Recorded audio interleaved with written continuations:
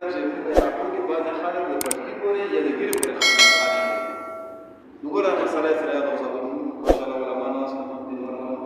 دا مسله یې سره یاده کړه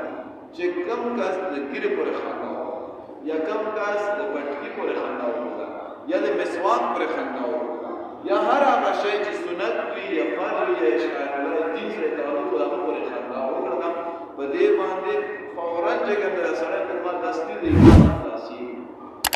نکاح فسخ شولا ایمان نه خلاص شو. مثال په توګه یو سړي د خبره وکړه چې مړه ګیله بلګه او